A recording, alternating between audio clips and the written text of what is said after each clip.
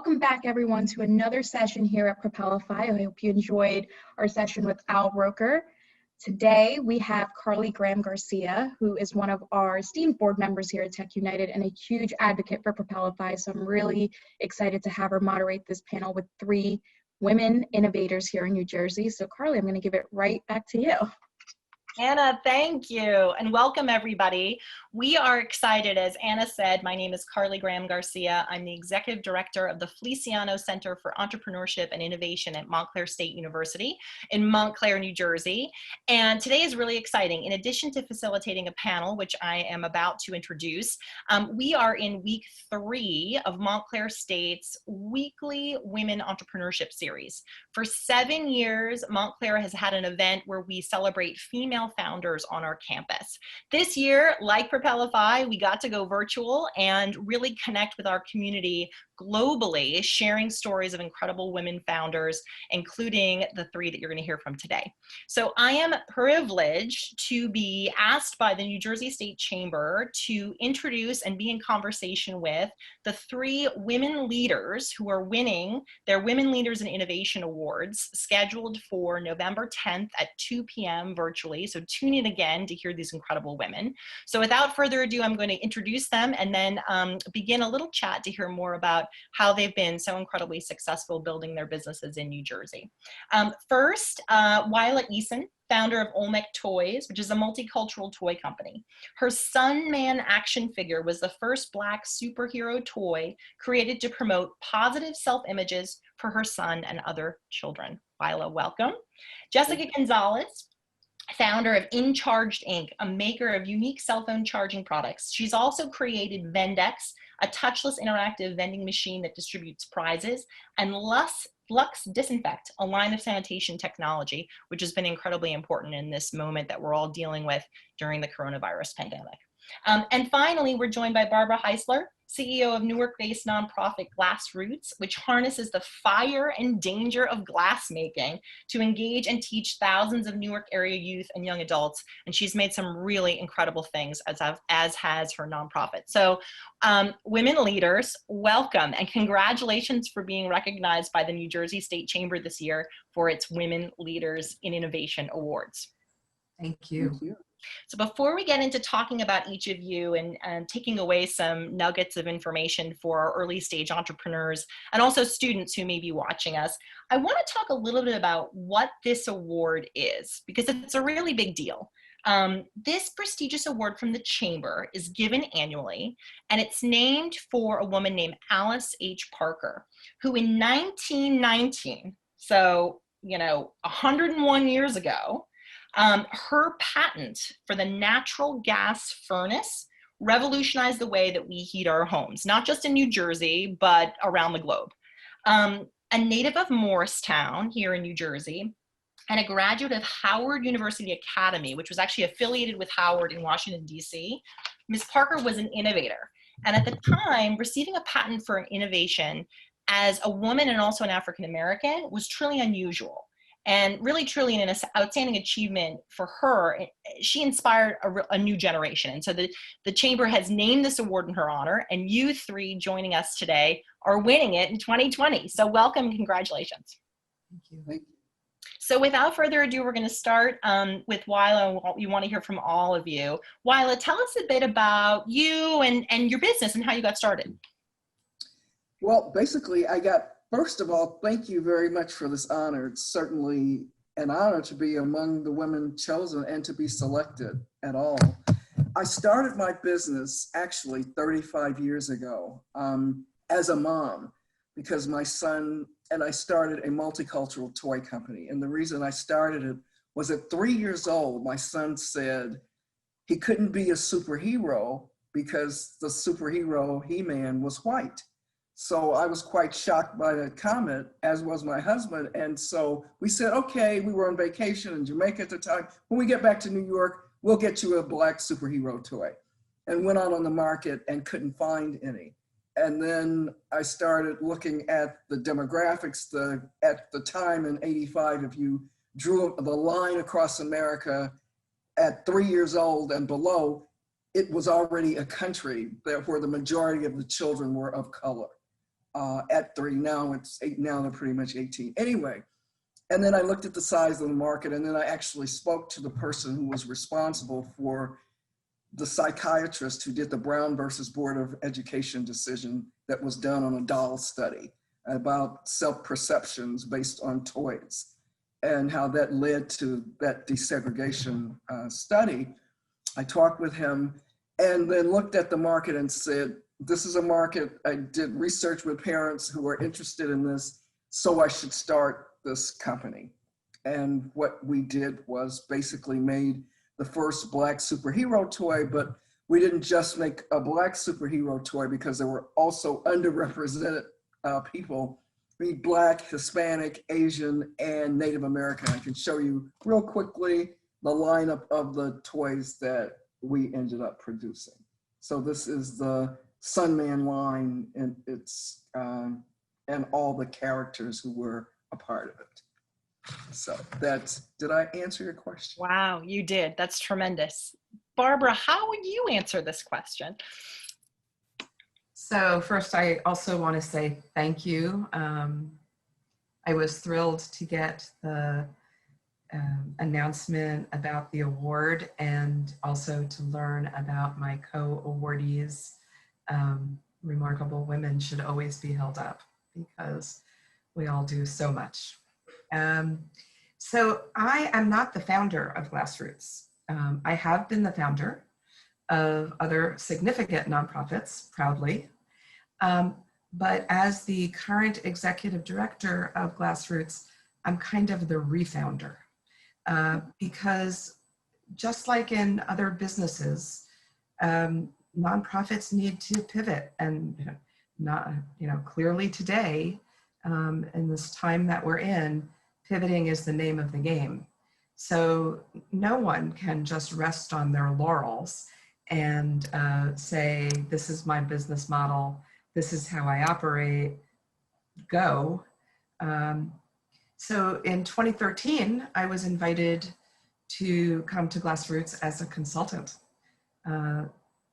Glassroots had had a very impactful founding director for 10 years, and then a follow-up director for a few years. But they were really clear that what was happening in the world, even back in 2013, wasn't fully being addressed by the organization. So my job coming in as an interim leader in 2013 was to really do an analysis of the environment that the organization was operating in, and then look at the programs, the people, the organizational structure, and our finances to see if we were best positioned to meet the challenges of the day. So now that was 12 years into our organization. This year we're celebrating our 20th anniversary. And I have to say that Glassroots is very well positioned to be meeting the needs of the day. I've obviously failed as interim director because I'm still there. and was named the first organizational CEO about 4 years ago.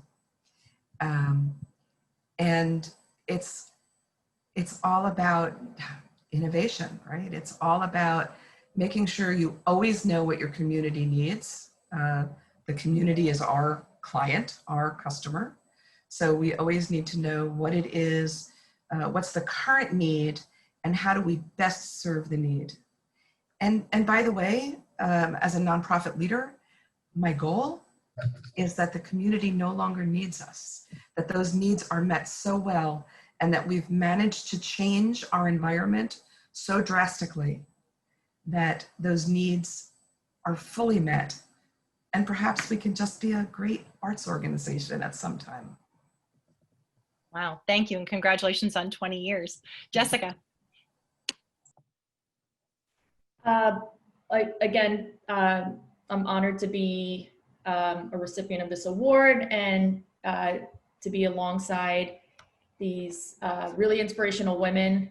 So a little bit more about InCharged and the other little sub companies that I created about 10 years ago. I moved back home, sold everything I had, and built InCharged, which is a brandable cell phone charging kiosk company. We built it with no funding, no partners, in my the basement of my dad's house. Cut to today, we work with some of the world's largest brands on providing them really cool event technology that's brandable. We're doing great, and then COVID hit. We just partnered up with Newark Venture Partners. They invested in us for this experiential vending machine for events and brands and whatnot. And then everything literally shut down overnight. So I did what I feel almost any mom would do to keep a roof over her kid's head and food in their belly. I went down to my basement and started building new technology to help combat COVID. Started with UVC, built a kiosk in my basement. During that time, the governor called me, asked me to be on the restart committee, and I thought it was a prank call because his voice sounded so like it was just really soothing. I was like, oh, is this real? And then I agreed. So I was able to help. I'm still on that panel today. And from UVC, we started building other really cool products. We made our vending machine touchless. So you're able to get PP without having to actually touch the machine. We created a UVC light tower. We created a UVC box to help sanitize books and anything in classrooms and businesses. We're building a UVC robot that autonomously will go and clean different rooms without the need of having somebody in there. We're getting into electrostatic technology. So now pre-COVID, I've moved into the janitorial and sanitization space, and the events world has kind of been put to rest, but I'm doing what I love the most, which is building really cool, innovative products. I really enjoy that part of it. And I feel like I'm helping and addressing this whole COVID situation and trying to get people back in business and schools open and whatnot.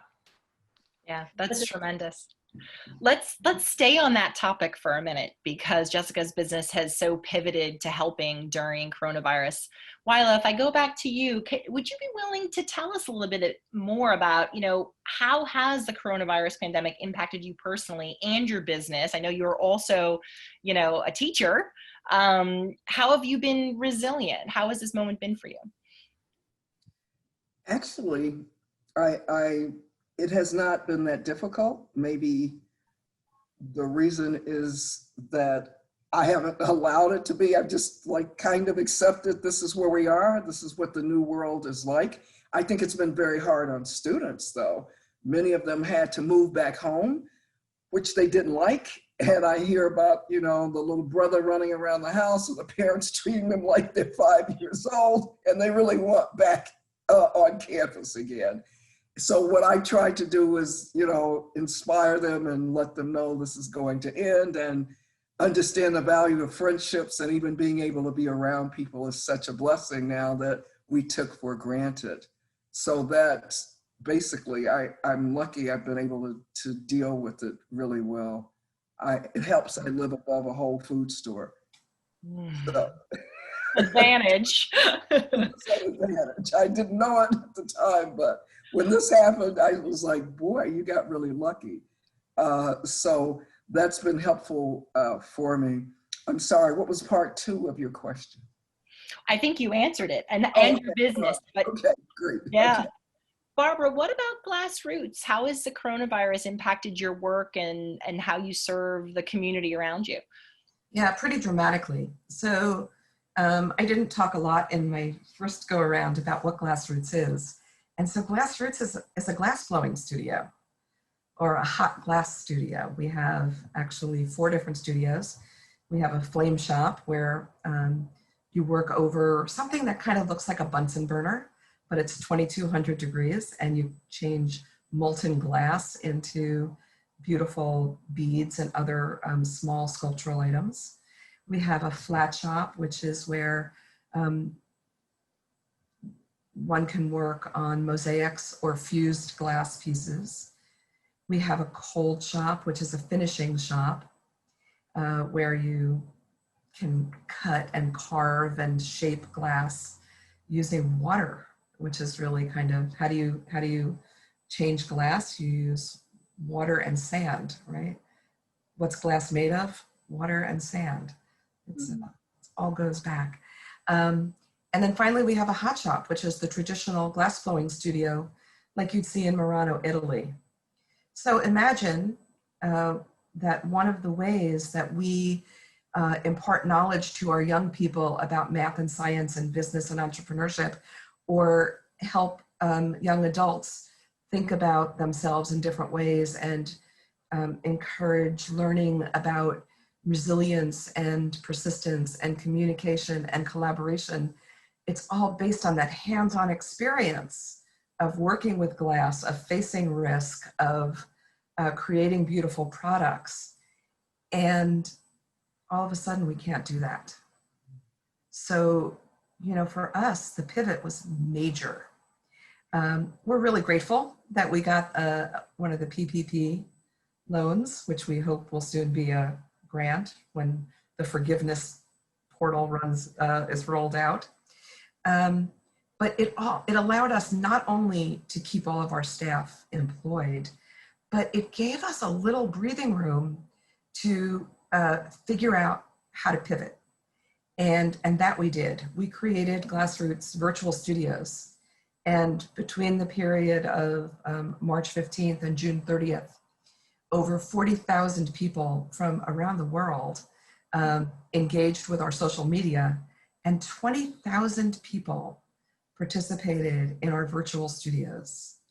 I mean, we serve about 2,500 students a year right now on site. When we move at the end of the year to our new space, we expect that it's going to grow to about 6,000 people once we're back to a normal world. But 20,000 people in just a few short months for us was rather remarkable. And our virtual studios were engaging, they were educational, they were informative, they still challenged people, they encouraged people to think outside of the box, to think about creativity, to become the artist at home, to become the explorer, the scientist, the communicator, not just the observer. We've decided that no matter what happens as we go forward, our virtual studios are going to become part of our regular programming. We also, our artists luckily were able to go into our studios throughout the quarantine period. We shut our studios to the public and brought it down to just 1 or 2 people in our building at a time to keep it very safe. Adopted, very stringent protocols around safety and, to make sure that everyone that came into our space was very safe. And we really upped our product lines. So as part of our outreach, our 40,000 media sites, people saw new product rollouts, new ways to engage with us around product development. Our You Design It, We Make It studio, which is kind of a product development on demand program, is now moving forward. As a matter of fact, the Glass Art World, through our kind of international association, has asked if they can adopt it for other studios, and we're happy to share that. And our educational programs are pivoting as well. So we can't do hands-on work right now, but we're engaging with our young people, our high school students, our college-age students in better understanding design and product development. And so, Jessica is going to be one of my calls for, come and talk to my students, and Isla, come and talk to my students, because this is all part of what we teach, and we're just going to have to expand that and until our in-person learning can go on again. That's great. That's tremendous growth in this moment. Jessica, same question for you. You clearly had 2 new businesses come out of this moment, but tell us more about the coronavirus impact on you personally. And then, will these businesses stay even once we're beyond this moment in your mind? Yeah, absolutely. So my business literally went from, I would say on the up and up and in a good trajectory to zero in a matter of a month. And we saw the writings on the wall, and it was hard because it's something you've been doing for so many years. But you know, I can't sit still and just wait for something to happen or wait for things to open up. So we made, as I mentioned earlier, that pivot into UVC lighting. I love the industry. I feel like I'm actually doing something that's helpful. I think these businesses will stay, as I think that, you know, this pandemic and is going to shift the way life is lived for all of us for quite some time, if not forever. So the businesses will definitely stay. The events world, who knows when that'll open up again. But while scary and sad to put something to rest, it's also been exciting. And I feel like I'm building something new again, like 10 years ago when I was in my dad's house. Now I'm in the basement of my own house with my kids jumping on top of me, or my kid, my dog, all that. So it has had a tremendous impact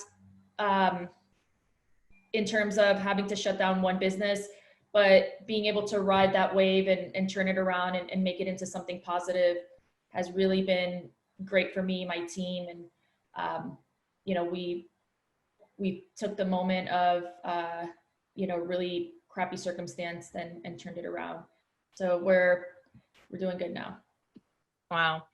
Thank you all for sharing your perspectives there. I want to remind folks of our backdrop, which is Propelify, celebrating tech and innovation across our state of New Jersey, and ask you a little bit about technology. You know, Wyla, if we begin with you, you shared with us the imagery of the superhero and the action dolls that you created. Tell us a little bit about how you use technology to drive your business, even if it was from a marketing perspective. How did technology help, you know, you build sort of what you had built with Olmec? Actually, if we talk about 35 years ago, there was no internet. I remember first getting orders from Walmart for just-in-time inventory when that was just coming on, and barcoding and all of the processes that you have to do in order to be able to shift. Now, if we move back into where we are today, I'm actually the beneficiary of a huge fan base, if you will, as well as, and as a result of the fan base, there are YouTube videos, blogs, Instagram, even petitions that are started by fans on the internet in terms of, let's see what we can do to relaunch the toys that you have. So as a result of that, and as a result of the social media interest in the company, I am now in talks with several major companies now about exploiting the Sunman character in both video, cartoons, product development as a result of the social media drive that is going on. And I might say the Black Panther movie 2 years ago sort of made people take a look again at, well, wait a minute, what was the first Black superhero toy that was out? And when you do that, you come to what was Sunman. And the fact that the interest in being more inclusive, the fact that it was also the first multicultural line, has actually gotten interest and public relations without me doing anything. So I must say the fandom and the internet and the discussions and the rediscovery are benefiting me, in fact, more in a way right now than even 35 years ago. It's sort of an idea who, at the time when I did it, I was completely, there were others who tried to discourage me because they said, if you really had an idea, Mattel would have done it, or Black kids don't want Black toys. They're happy with what they play with. And I heard all kinds of reasons why what I had was not a good idea, because I didn't come from the toy industry either. So what I am now finding is that it's an idea whose time is just completely accepted, whose concept is right, exactly, why not? So technology is getting ready to relaunch this business in a much bigger way with much bigger players than it did 35 years ago. That's where I am right now. It's very exciting. Yeah, wow, that's a great perspective too. It makes a ton of sense. Barbara, from your perspective, how is tech driving Glassroots now? So it's funny because, you know, glass blowers is kind of the untech piece, right? It's an art form that's hundreds and hundreds of years old and goes back to, you know, the early crafts. But, you know, glass is so important. We don't operate without glass. I mean, there's glass in front of you right now as you're watching this. There's glass that's allowing this camera to happen. There's, you know, I can see glass and light around all of us. And so, you know, just understanding the technology of glass is fascinating. And it impacts on how we understand products that we can make and how we can make products, how we can make products more efficiently and effectively, stronger, sturdier in different ways, how our equipment runs. Our hot shop is on 24/7. We have a furnace that is burning at 2200 degrees, 24/7, 365. So you can imagine what our gas and electric bills are. And so it's technology and advances in R&D that are allowing us in our new space to bring in a much more effective, efficient furnace that, even though we'll have 2 furnaces in our new space, we'll hopefully be able to bring down our costs. So that's, like, you know, kind of on the operation side. Technology is really important. We'll also be able to, like, look at our furnaces from afar, have our fabricator who lives in North Carolina watch the furnace that he built and help to troubleshoot it from a distance. So operation side, we would not be in operation today were it not for the great technologies available through the internet.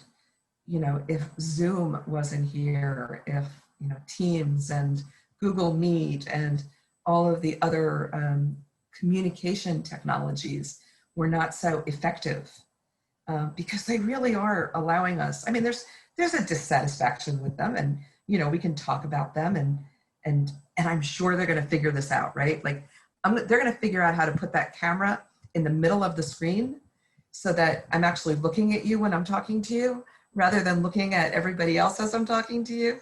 Because that's the big dissatisfaction we have around this communication, right?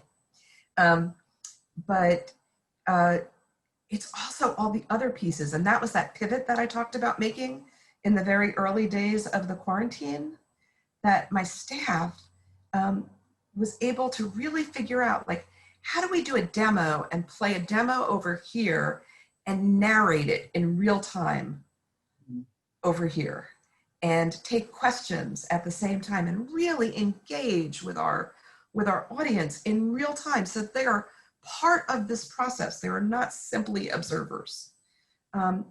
You know, a few years ago, technology wasn't where it is today. None of this would have been possible. And my organization would be in a very, very different place. I mean, you know, nonprofits are run by boards. We're having our board meetings by Zoom. We have the best participation. Everybody's coming, everyone's participating. I mean, people were afraid of this before. If we said, why don't we do something electronically? People are like, oh no, you have to do things in person. You know what? We can use this technology and enhance our programs, enhance our operations, enhance our connectiveness. Of course, we want to, you know, we want to hug, we want to touch, we want to see each other, but we can keep moving forward. And, you know, that's all about technology. Yeah, you're right. Jessica, your business is tech. So tell us a little bit about how, you're leveraging it even more in this moment, especially in building awareness and actually building new businesses. Yeah, so something like Barbara was saying before, sometimes tech could work against you, right? So you can't get Zoom going and up and running. But most of the time, technology has helped me. Literally in every aspect of my business, marketing, Google Ads. I remember prior to Google Ads, I'm that old. I used to have to, in order to get my business out there, I would actually have to call people. And now I just pay Google to like get the word out. Internet marketing, which is helpful for my business, as well as I would never have been able to get my products around the world like I am now without technology. I wouldn't be able to have partners all around the world as well and be able to build some really cool, fascinating stuff without having to fly over there and go through all of that. With technology, it's enabled me to, make things. For example, UVC technology is about 80 years old. So I use new technology like robot technology to be able to take 80-year-old technology and be able to sanitize rooms autonomously. So technology in all facets have allowed me tremendously to be a better entrepreneur. We're able to hire people that are not necessarily in the office as well. So giving more opportunities to others to be able to work with our organization, allowing me to work from anywhere and spend more time with my kids and my family, which is also important. I could go on for days about all these really cool technologies and make lists of all the ones that I use, but that's basically how our businesses run, through email, through Zoom now, through the website, through technology has literally transformed my business from when I started it 10 years ago. And it's exciting to be able to still see how it changes throughout the years and be able to use that to improve every single aspect of both business and personal life. I'm literally, I have right now an Apple Watch, an Oura Ring that's tracking my heart rate. My phone's in front of, I am a huge advocate of technology and how it could be used for good and improving everything overall in our ecosystem. So, yeah. That's great. Thank you all for that. We're running short on time, so I have two more questions. And I know Anna will join us for our closing. So several of you have mentioned your connection to Newark. I'm curious, I work now for a state university here in New Jersey.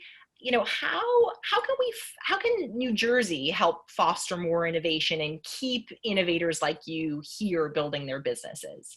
Wyla, do you have any thoughts on that? How can either New Jersey or the communities here be able to sort of help startups and founders or refounders like Barbara continue to dig in and be in New Jersey?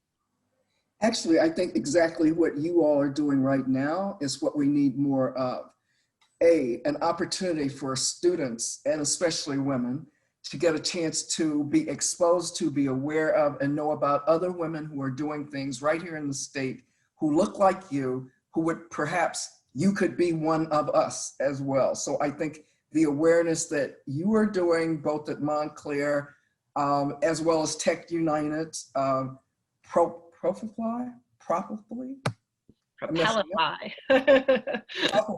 Okay, where you're bringing innovators to people so that you get the opportunity to see what it's like. I often said, had I known women could be engineers when I was growing up, I probably would have been an engineer. It would have been a career that I would have selected as a choice, but I wasn't aware of it and didn't know any female engineers. So by creating opportunities for women to be exposed to other women and for people to know these are your neighbors and this is what they are doing, I think that's a big step in helping people know what can be done. I think universities have a big role in that. I think the Chamber of Commerce certainly does, but it's awareness and bringing programs like you have here and exposing it to others. I really think this is what we need more of. Yeah, Professor Eason is so right on there.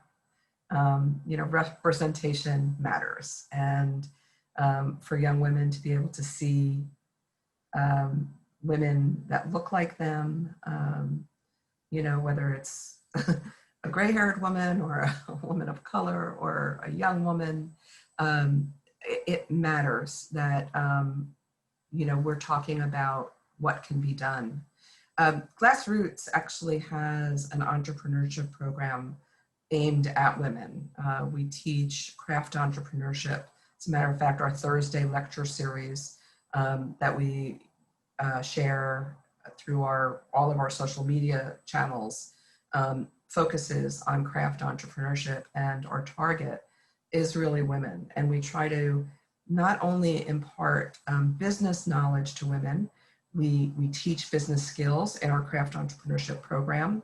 In our new space that we'll be moving into later this year, we will have a business incubator space for craft entrepreneurship, focusing heavily on women.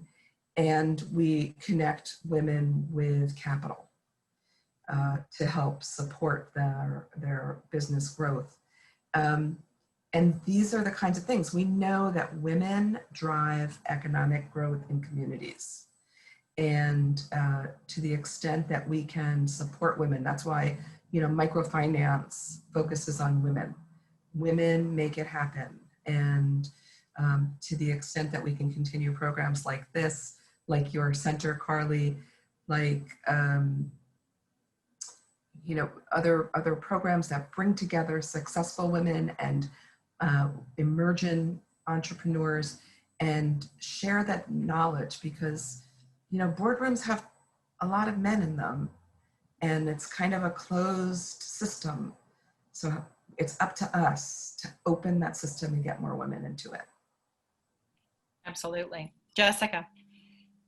Yes, being born and raised in New Jersey, I am super proud of everything that I've seen from when I started my journey in entrepreneurship to now, and the massive shift in investing in both women, but also women of color, as well as all the opportunities that place like New Jersey EDA has done. Carley, I know you're doing a lot of stuff for women constantly. So I would just say keep doing what we're doing and making New Jersey a hub for innovation, inviting people from other states to come in.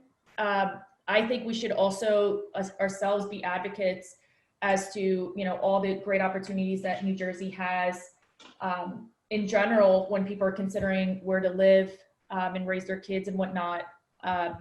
You know, I'm a proud Jersey girl, and I'm still in amazement the more and more I learn about all the different programs that are out there. And Barbara just learned about yours, which is really cool. And even Newark Venture Partners, which was my first pitch and invested in me and gave me a shot.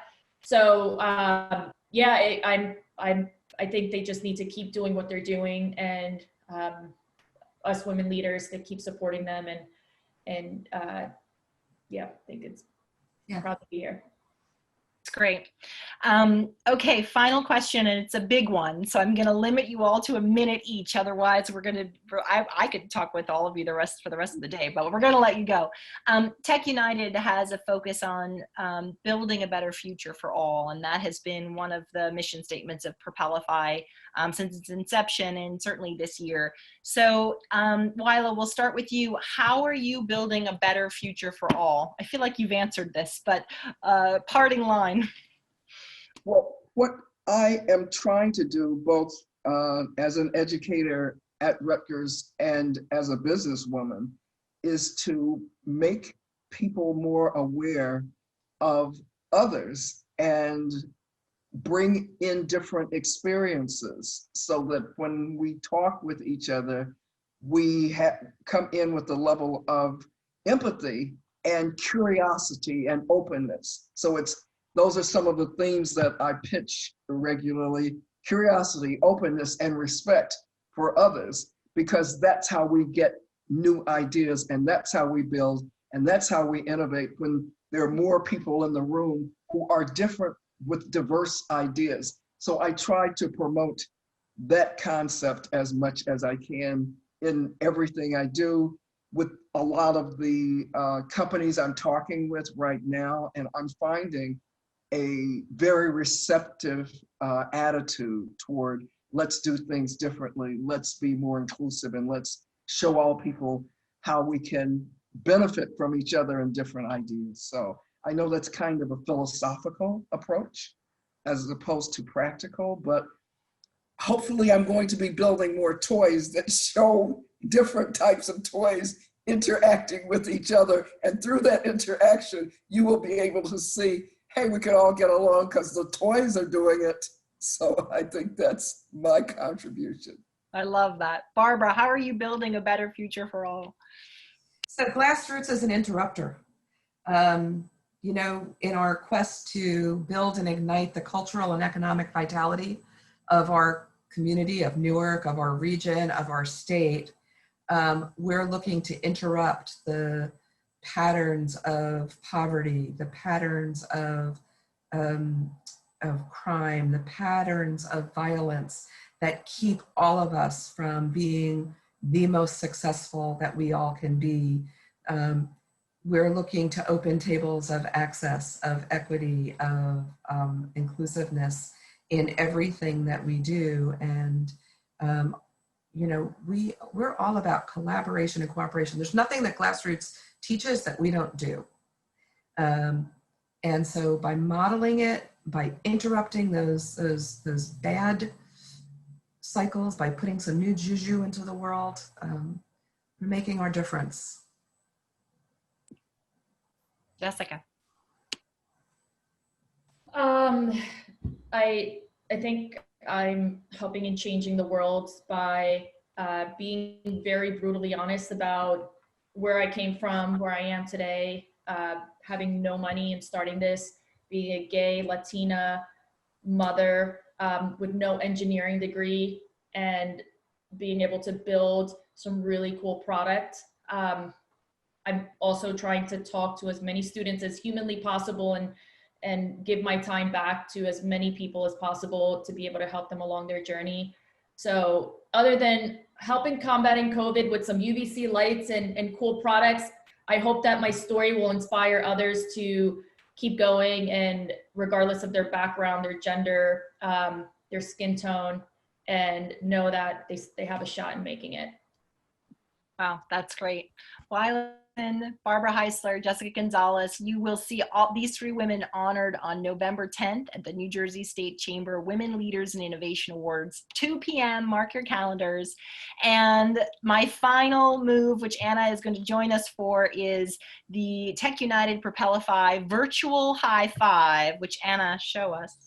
Yes, so normally if we were in person, we'd turn to our neighbor and we'd give them a high five, but in light of what's going on, I'd like for everyone on the count of 3 to just go to the screen, give us a virtual high five. So 1, 2, 3. Thank you all for joining us. We have some amazing sessions the rest of the day, and we have 4 more amazing days of talks, panels, activations, so much. So we're looking forward to having you all join us. And if you'd like to share your thoughts with us, tweet us at We Are Tech United, and I can't wait to see all of you soon.